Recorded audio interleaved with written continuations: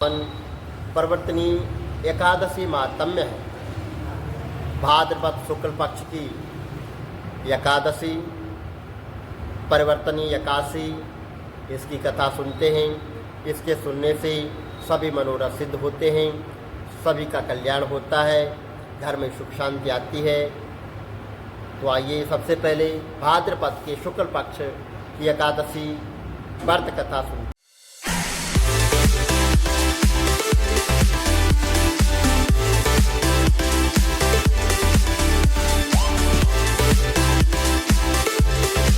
कृष्ण गोविंद हरे मुरारी, हे नाथ नारायण वासुदेवा, हे नाथ नारायण वासुदेवा, हे नाथ नारायण वासुदेवा। श्री कृष्ण गोविंद हरे मुरारी, हे नाथ नारायण वासुदेवा। बांके बिहारी लाल की जय।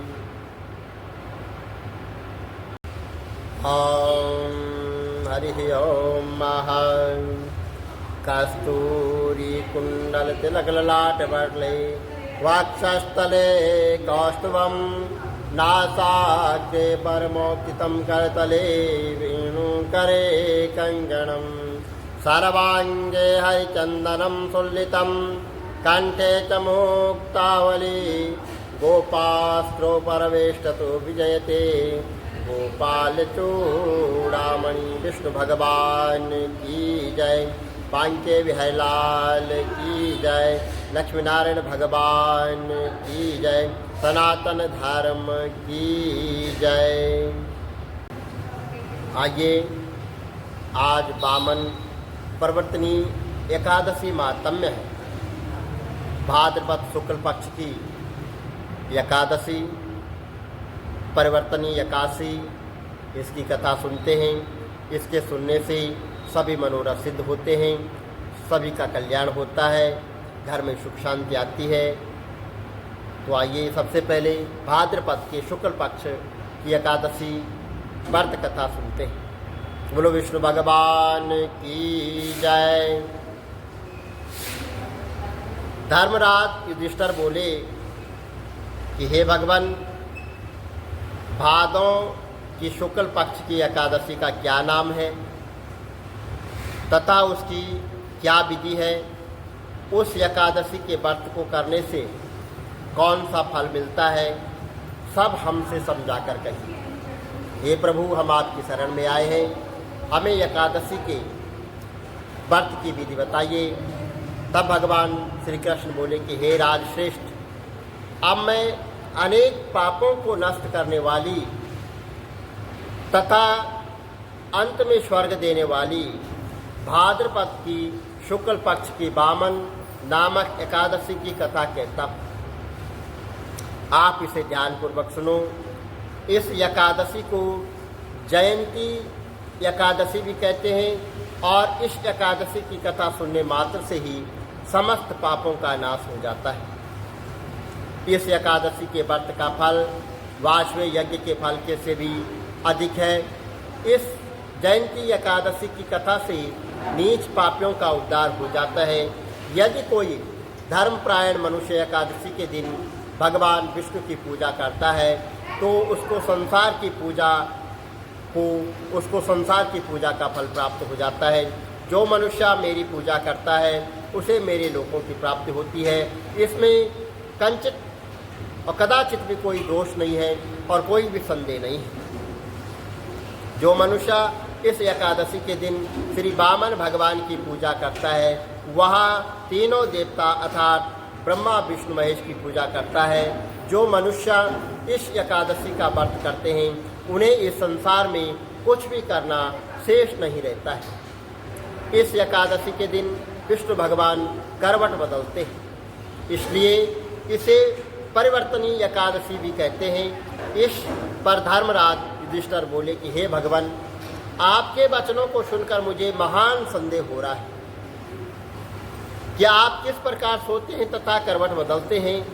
आपने बलि को क्यों बांधा और वामन रूप धारण करके क्या लीलाएं की थी, चतुर्मास व्रत की विधि क्या है तथा आपके शयन करने पर मनुष्य का क्या कर्तव्य है, सो सब विस्तार पूर्वक हमसे कहिए।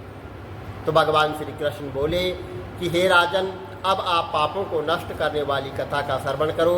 त्रेता युग में बलि नाम का एक दानव था। वह अत्यंत भक्त, दानी, सत्यवादी तथा ब्राह्मणों की सेवा करता था। वह अपनी भक्ति के प्रभाव से स्वर्ग में इंद्र के स्थान पर राज करने लगा। इंद्र तथा अन्य देवता इस बात को सहन न कर सके और भगवान के पास जाकर प्रार्थना करने लगे। अंत में भगवान ने वामन रूप धारण किया। मैंने जो भगवान तेजस्वी ब्राह्मण बालक के रूप में राजा बलि को जीता। इस पर राजा युधिष्ठिर बोले कि हे जनार्दन, आपने वामन रूप धारण कर उस बलि को किस प्रकार जीता, सो सब विस्तार पूर्वक समझाइए। श्री भगवान बोले कि हे राजन, मैंने वामन का रूप धारण करके राजा बलि से याचना की कि हे राजन, तुम मुझे 3 पैर भूमि दे दो, इससे तुम्हारे लिए 3 लोक का दान का फल प्राप्त होगा। राजा बलि ने इस छोटी सी याचना को सुना और उसको स्वीकार कर लिया और भूमि देने को तैयार हो गए। तब मैंने अपने आकार को बढ़ाया और भूलोक में पैर, भूलोक में जांग और स्वर्गलोक में कमर, महीलोक में पेट, जनलोक में हृदय, तपलोक में कंठ, सत्यलोक में मुख रखकर अपने को ऊंचा उठा लिया। उस समय सूर्य, नक्षत्र, इंद्र आदि अन्य देवता मेरी स्तुति करने लगे। उस समय मैंने राजा बलि को पकड़ा और पूछा कि हे राजन, अब मैं तीसरा पैर कहाँ रखूं? इतना सुनकर राजा बलि ने अपना सिर नीचा कर लिया और उस सिर पर मैंने अपना तीसरा पैर रख दिया और वहाँ भक्त दानव पाताल को चला गया। जब मैंने उसे अत्यंत विनती पाया तो मैंने उससे कहा कि हे बलि, मैं सदैव तुम्हारे पास रहूँगा और भादों के शुक्ल पक्ष की परवर्तनी नामक एकादशी के दिन मेरी एक प्रतिमा राजा बलि के पास रहती है और एक क्षीर सागर में शेष नाग पर शयन करती है। इस एकादशी को विष्णु भगवान सोते हुए करवट बदलते हैं। इस दिन त्रिलोकी के नाथ श्री भगवान विष्णु की पूजा की जाती है। इसमें चावल और दही सहित चांदी का दान किया जाता है। इस दिन रात्रि को जागरण करना चाहिए। इस प्रकार व्रत करने से मनुष्य समस्त पापों से मुक्त होकर स्वर्गलोक में जाता है। वह स्वर्गलोक में जाकर चंद्रमा के समान सदैव प्रकाशित होते रहते हैं और उनको इस लोक तथा परलोक दोनों में यश मिलता है। जो इन पापों को नष्ट करने वाली कथा को सुनते हैं उन्हें अश्वमेध यज्ञ का फल प्राप्त होता है। बोलो विष्णु भगवान की जय, लक्ष्मी नारायण भगवान की जय।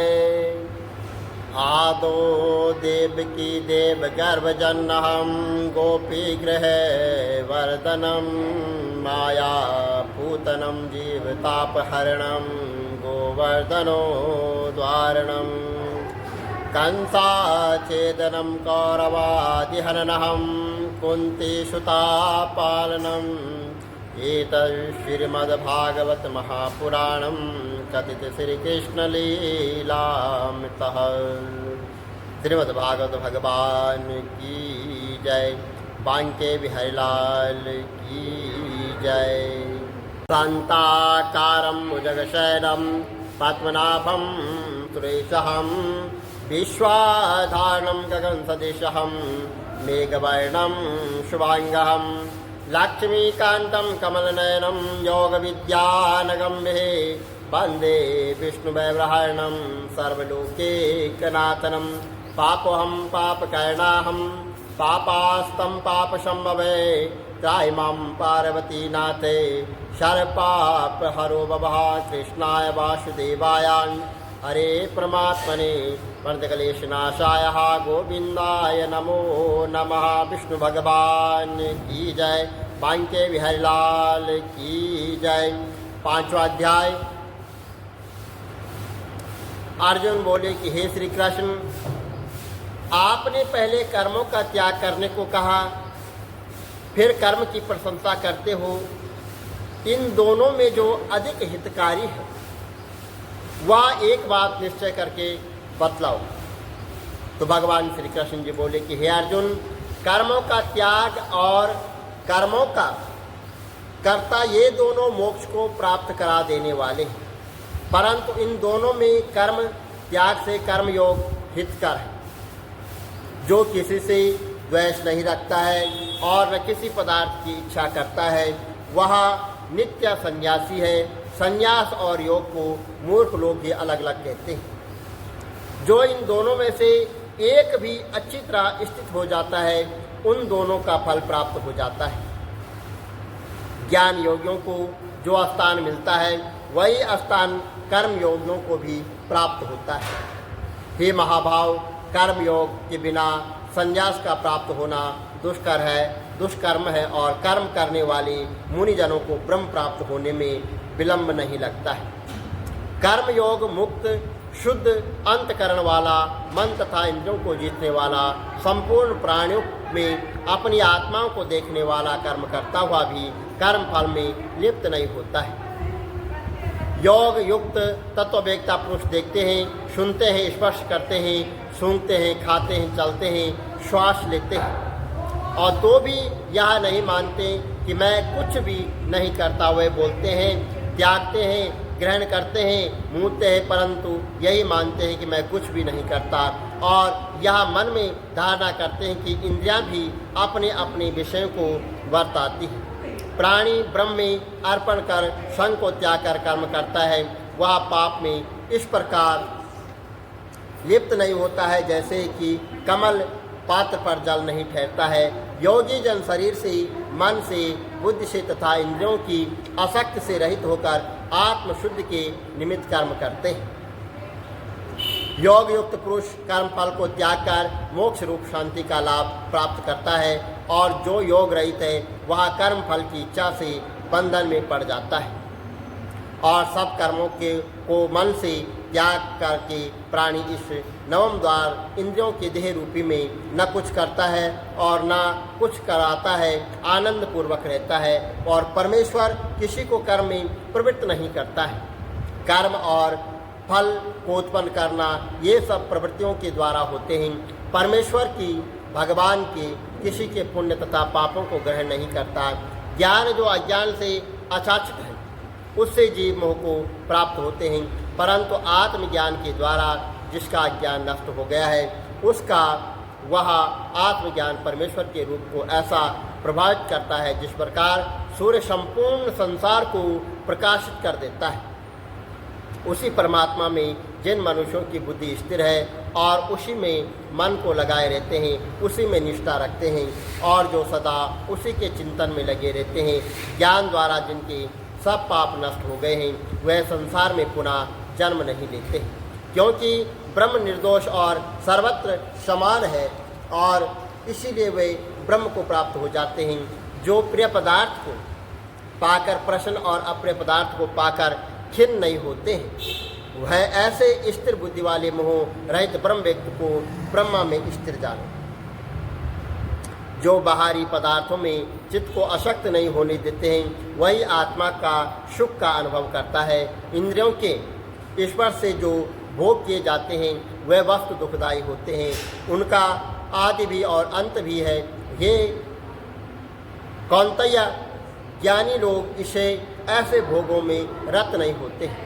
शरीर छूटने के पहले जो मनुष्य काम और क्रोध के वेग को सहन करने में असमर्थ होता है, वह योगी और सच्चा सुखी है। जो योगी आत्म सुख से सुखी और अंतर आत्मा के आनंद से आनंदित तथा अंतर ज्योति से ही प्रकाशित है, वह ब्रह्म रूप होकर ब्रह्म निर्वाण को प्राप्त होता है। काम तथा क्रोध जिनमें नहीं है, मन के वेग को जिसने रोक लिया है, ऐसे आत्मज्ञानी योगियों को ब्रह्मा निर्वाण सहज ही प्राप्त हो जाता है।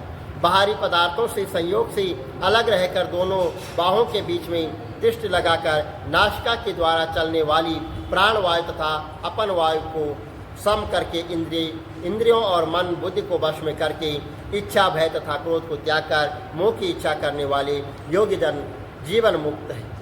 जो मुझको सब यज्ञों और तपों को भोक्ता, संपूर्ण लोकों का स्वामी और सब प्राणियों को मित्र जानते हैं, उन्हीं को शांति प्राप्त होती है। बोलो विष्णु भगवान की जय।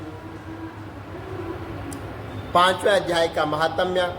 इस महात्म्य के सुनने से सब कष्टों का निवारण होता है और सुख शांति प्राप्त होती है।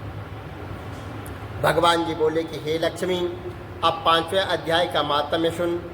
एक पगला नाम का ब्राह्मण अपने धर्म से नष्ट हुआ।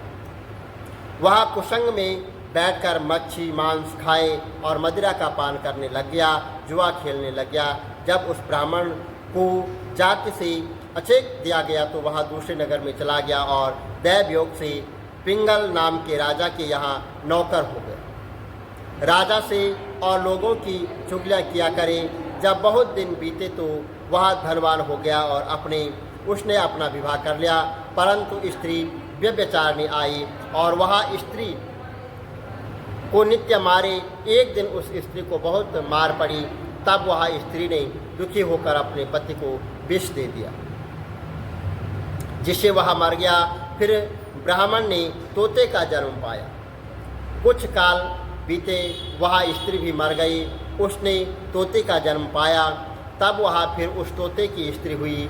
एक दिन उस तोते ने उस तोते से पूछा, हे तोते, तूने तोते का जन्म क्यों पाया? तो तोते ने उत्तर दिया कि हे तोते, मैं अपने पिछले जन्म का हाल कहता हूँ। मैं पिछले जन्म में ब्राह्मण था, अपने गुरु की आज्ञा नहीं मानता था। मेरा गुरु बड़ा विद्वान था, उसके पास और भी विद्यार्थी रहते थे। गुरुजी जब किसी और विद्यार्थी को पढ़ाते थे तब मैं उनके बीच में बोल पड़ता। कई बार गुरुजी के मना करने पर मैं उनकी एक न सुनता, मैं उनको नहीं माना।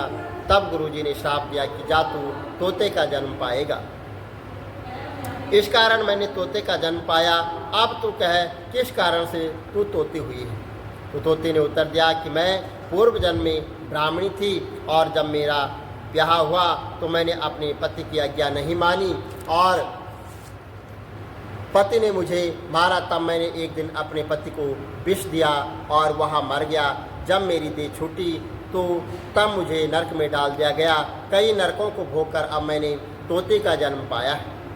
यह सुनकर तोते ने कहा, तू बड़ी नीच है, जो अपने पति को तूने विष दिया है। तोते ने कहा, नरक के दुख भी तो मैंने ही सहे हैं। अब तो मैं तुम्हें अपना पति मानती हूँ। एक दिन वह तोती वन में बैठी हुई थी। वहाँ पर एक गीद आया। तोती को उस गीद ने पहचान लिया और वह उस तोती को मारने दौड़ा। आगे आगे तोती, पीछे पीछे गीद उड़ते हुए तोती एक शमशान भूमि में थक कर गिर पड़ी। वहाँ एक साधु का दह संस्कार हो रहा था। साधु की खोपड़ी वर्षा के जल से भरी हुई थी। तोती उसमें गिर गई। इतने में गीद आकर उस तोती को मारने लगा। उस खोपड़ी के जल से उसकी देह भीग गई और दोनों आपस में लड़ते लड़ते वहाँ पर मर गए तथा अदम देह से छोड़कर देव देह पाई और सौर विमान वहाँ पर आए और उनको बिठाकर दोनों बैकुंठ को गए। वहाँ खोपड़ी एक साधु की थी जो गीता जी के 5वें अध्याय का पाठ करता था। बोलो विष्णु भगवान की जय। लक्ष्मी नारायण भगवान की जय।